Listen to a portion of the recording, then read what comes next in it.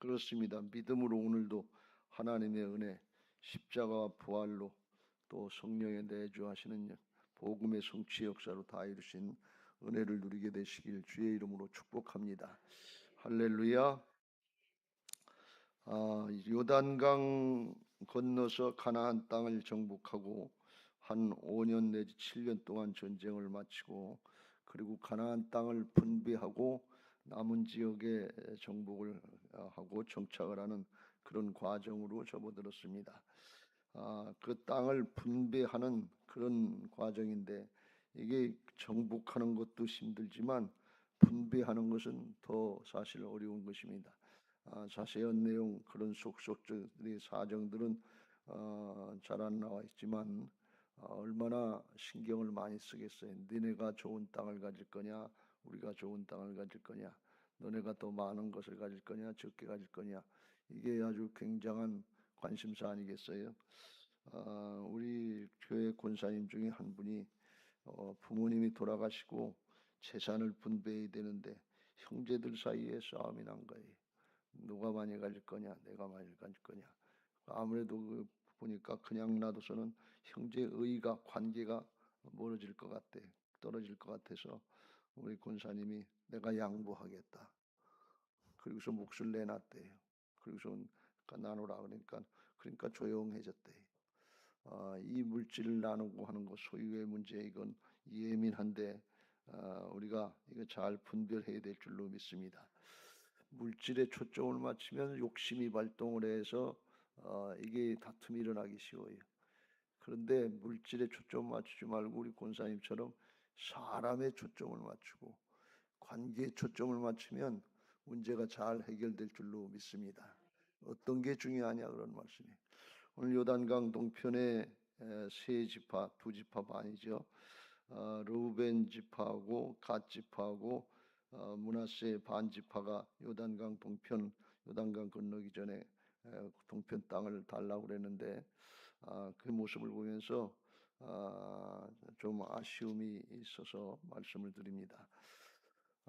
민수기 32장에 보면 요단강을 건너기 전에 요단강 동편을 차지하고 정복하고 나서 르우벤 자손과 갓 자손은 심히 많은 가축대를 가졌더라. 그들이 야셀 땅과 길르앗 땅을 본즉 그곳은 목축할 만한 장소인지라. 보니까 목축할 만한 장소가 초지가 넉넉했던 것 같아요. 르우벤 자손과 갓 자손 또 므낫세 반지파가 언뜻 생각이 난 거죠. 욕심이 난 거죠. 그래서 모세하고 제사장 엘르아살한테 와서 요청을 한 거예요. 여호와께서 이스라엘 회중 앞에서 쳐서 멸하신 땅은 목축할 만한 장소요 당신의 종들에게는 가축이 있나이다. 또 이르되 우리가 만일 당신에게 은혜를 입었으면 이 땅을 당신의 종들에게 그들의 소유로 주시고 우리에게 요단강을 건너지 않게 하소서. 그렇게 요청을 한 거예요. 모세가 먼저 분배를 한 게 아니고 그들이 땅을 보고 자기들 가축을 생각하고 물질을 먼저 생각하고 요청을 한 거예요. 그러니까 모세가 대뜸 이제 화를 내는 것보다도 이해가 안 되니까 너희들이 그렇게 하면 나머지 지파들이 요단강 건너서 가나안 땅 정복 전쟁 해야 되는데 가뜩이나 가나안 땅 들어가면 기골이 장대한 아낙 자손들이 있고 성읍이 견고해서 거기 들어가는 거 두려워가지고서 출애굽 1세대들이 두려워서 못 간다 그러고서 사막에서 광야에서 죽었는데 너희들까지 안 간다 그러면 나머지 족속이 낙심하지 않겠냐, 누가 들어가겠냐. 그러니까 그 두 지파 반이 그랬어요. 그런 뜻이 아니고요. 여기서 우리 자식들하고 가축들하고 기거할 수 있도록 마련해 놓고 그리고 싸움을 싸울 수 있는 20세 이상 장년들은 남자든 들어가서 요단강 동편을 요단강 서편을 다 정복하고 그리고 이제 분배하고 기업으로 받기까지 다 해놓은 다음에 그 다음에 와서 차지하겠습니다. 그런 얘기를 하니까 그래 그러면 그렇게 하자. 그래서 모세하고 약속을 하고 이제 정복 전쟁을 다 마치고 약속이 성취되니까 그대로 약속대로 분배한 그런 과정이에요. 약속을 지켰으니까 그 두 지파반이 요단강 서편으로 건너와서 싸움을 잘 했고 끝까지 했으니까 그 약속대로 모세 약속대로 여호수아가 그 땅을 이제 르우벤 지파하고 갓 자손하고 지파하고 므낫세 반 지파에게 나눠준 거예요. 요단강 동편은 옛날에는 맨 밑에 요단강 이렇게 있고 동편이 있고 서편이 있는데 동편 맨 밑에는 에돔 족속이 살던 땅이에요.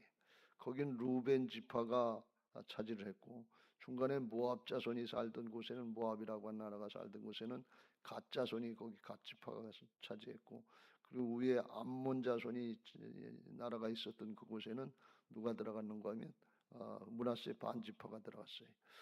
그래서 그쪽을 차지해서 이제 살게 됐지요. 근데 이제 결과적으로 볼 때 그때는 잘 몰랐지만 땅만 보고 물질만 생각하고 가축을 생각하고 거기가 좋다고 차지했는데 세월이 지나고 보니까 그때는 몰랐어요. 지금은 거기가 요르단 땅이 됐거든요. 요단강 동편이. 요르단이 지금 오늘날 하나님을 잘 믿는지 안 믿는지 자세히 알 수 없습니다만 아마 회교권처럼 그렇게 되지 않았나 생각을 해요. 그러니까 그때 당시엔 물질 우선이고 그걸 가지고 사는 줄 알고 그랬는데 지나고 보니까 자손들을 갖다가 망하게 하는 것 같은 그런 결과를 가져왔다 그런 말씀이에요.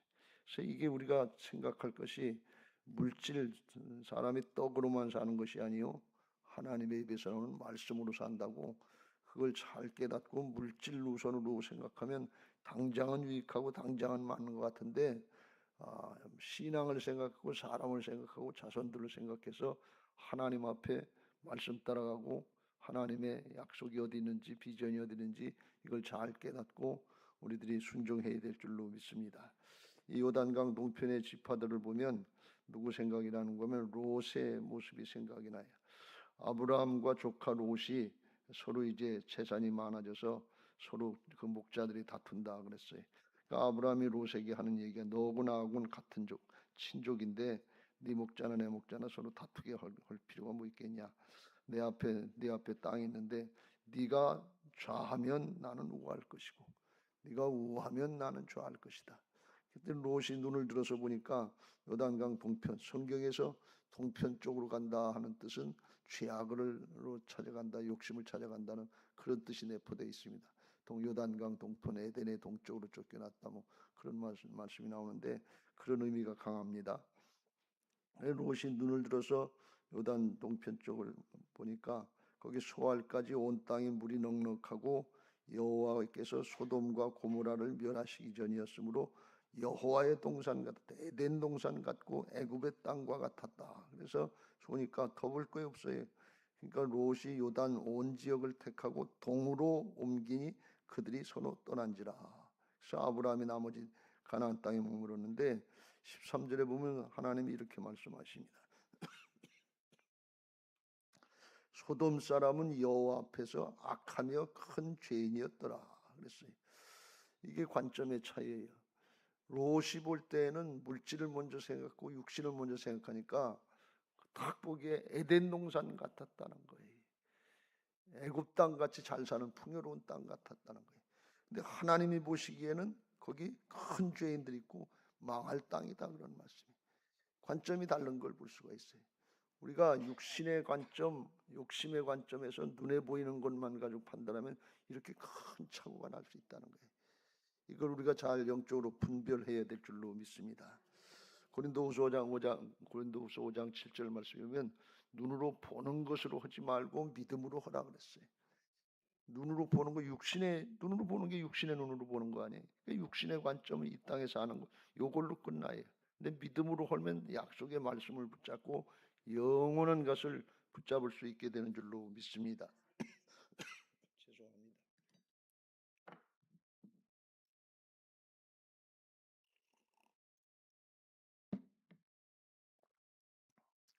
그래서 우리가 이걸 잘 알고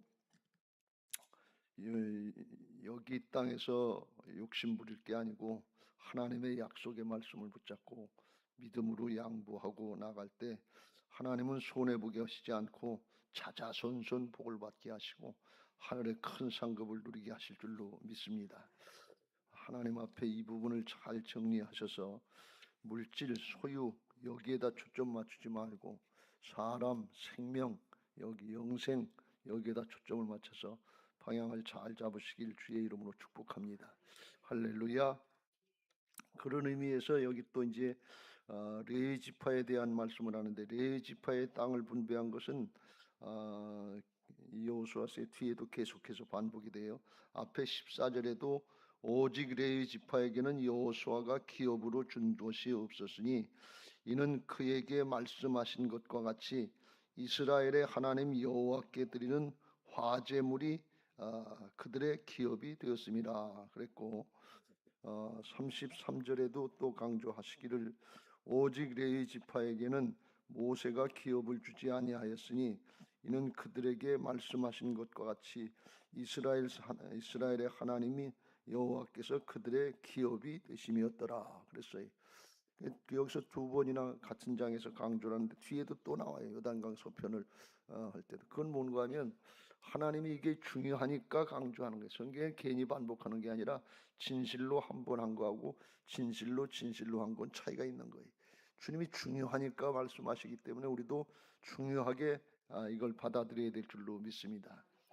레위 지파는 하나님의 전에서 일을 하면서 제사장을 도와서 하나님의 전에서 일을 하면서 일을 하라고 그걸 하고 농사 지어가면서 직업을 갖고 살면서 살지 말고 하나님의 일을 하는 것을 전적으로 하면서 하나님의 전에서 나오는 것, 하나님의 전에 백성들이 바치는 예물이나 11조나 봉헌물이나 여기 화제물이라고 그랬습니다만 그걸 가지고 제사장과 나눠서 살라 그런 말씀이.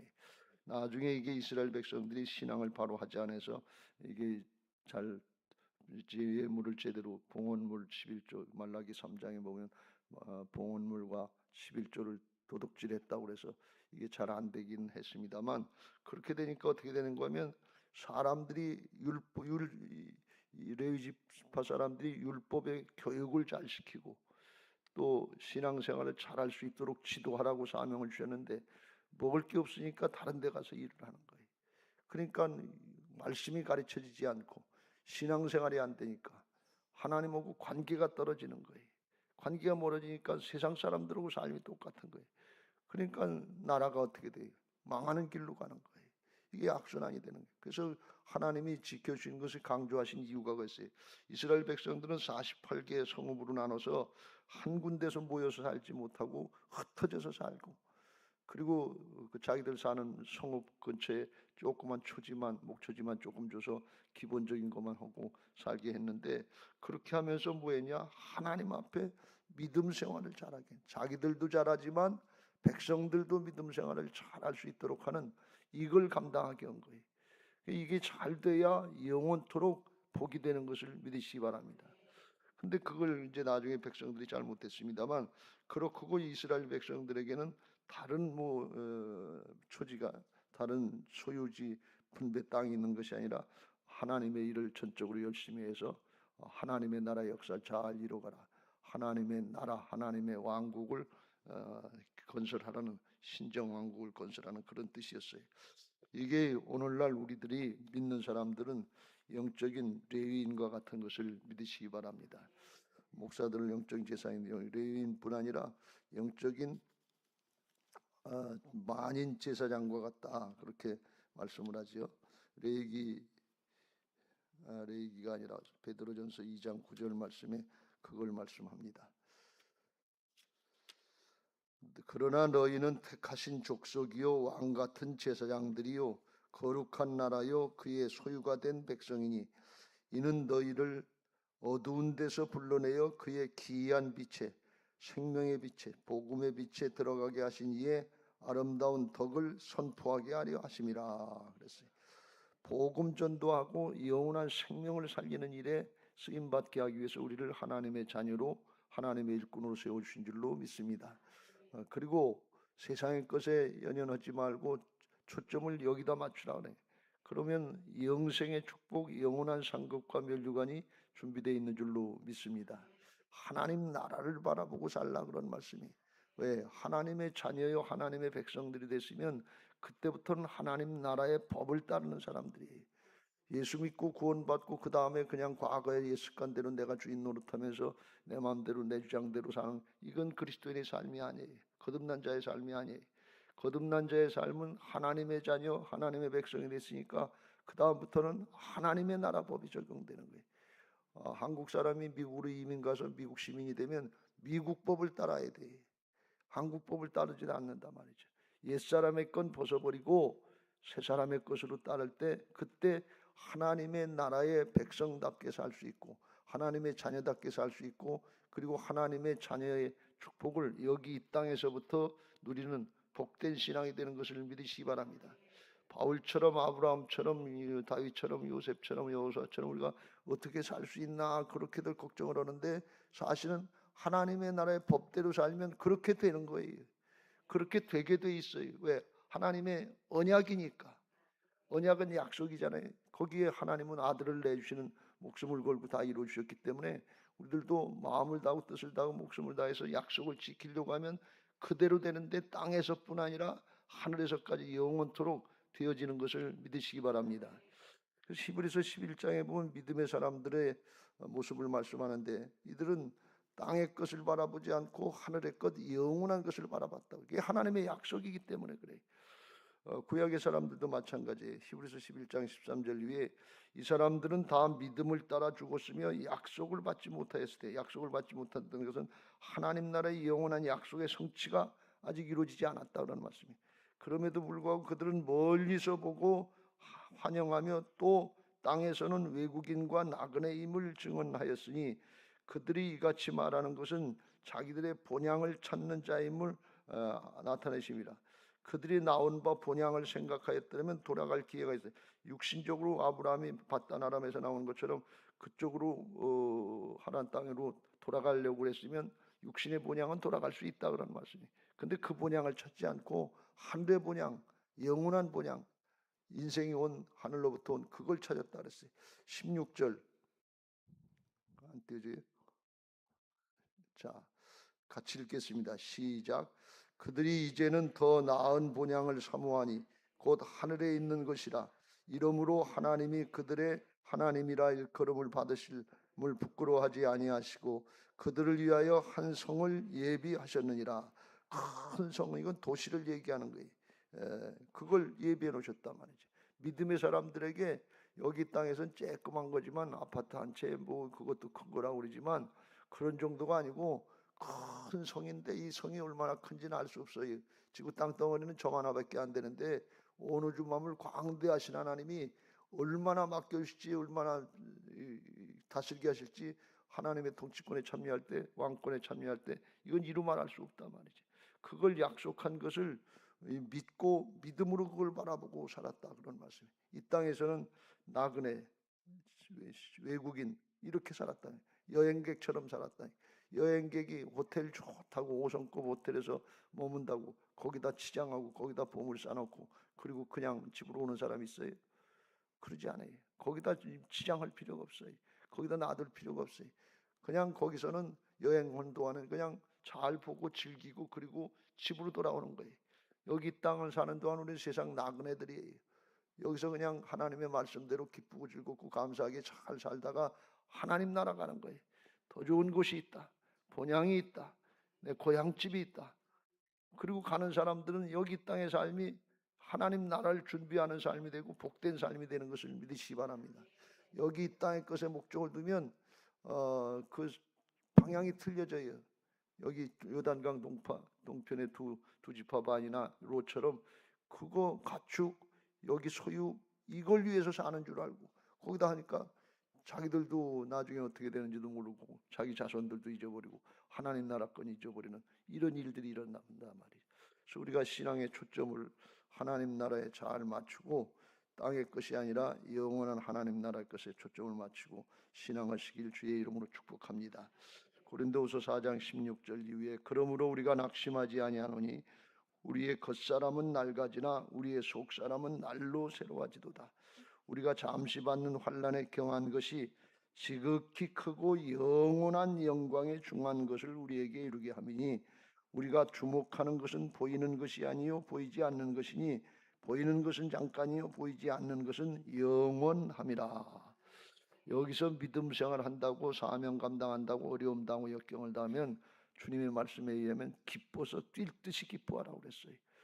신앙 편하고 좋게 안전하게 그게 축복이고 그게 상급이 큰 게 아니라 환난 있지만 고난 있지만 역경이 있지만 천대받고 멸시받지만 믿음 지키는 사람이 주님 보좌 우편에 앉는다고 그랬어요.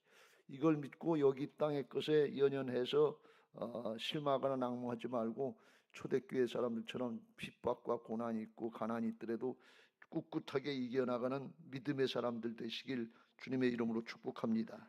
왜? 영원한 생명, 부활의 생명이 있기 때문에 그래요. 그 부활장의 고린도전서 15장의 마지막은 이렇게 마무리를 합니다. 57절 58절 우리 주 예수 그리스도로 말미암아 우리에게 승리를 주시는 하나님께 감사하노니 58절에 이렇게 말씀합니다. 그러므로 내 사랑하는 형제들아 견실하며 흔들리지 말고 항상 주의 일에 더욱 힘쓰는 자들이 되라. 이는 너희 수고가 주 안에서 헛되지 않은 줄을 알미니라. 수고한 대로 다 갚아주신다는 말씀입니다. 이 말씀을 마무리합니다. 여러분 부활신앙으로 하늘의 것을 영원한 것을 분배받는 은혜들이 있게 되시길 주의 이름으로 축복합니다. 여기 가나안 땅을 분배할 때 원칙 중에 하나가 뭔가 하면 가나안 땅, 가나안 서쪽 요단강 서편 여기 가나안 땅 정복에 동참한 사람들만이 분배를 받을 수 있는 자격이 있는 거예요. 영적인 싸움을 싸우고 선한 싸움을 싸우고 달려갈 길 마치고 믿음 지킨 사람들만이 하나님 나라의 상속을 받을 수 있고 분배를 받을 수 있다 그런 말씀이. 여기서 쉽게 그렇게 하려고 하지 말고 하나님 나라의 자녀답게 하나님 나라의 그리스도의 좋은 군사답게 영적인 싸우면서 복음의 역사를 이루고 구원의 역사를 이루면서 감당하고 하늘의 것을 영원한 생명과 상급과 면류관을 바라볼 수 있는 복된 신앙들 되시기를 예수님의 이름으로 축복합니다. 할렐루야. 이제 우리가 받은 말씀 기억하시고 찬양하시고 기도하실 텐데 우리 김점숙 군사님이 제가 부르려고 하는 찬양을 먼저 부르셔서 영적으로 통했나 봐요. 그 연세가 잡수셔도 낡지 않으셨네요. 쇠하지 않고 영혼서 새로워지는 줄 믿습니다. 492장을 부르겠습니다. 492장 찬송하시고 하나님 나라를 바라보게 해달라고 같이 기도하겠습니다.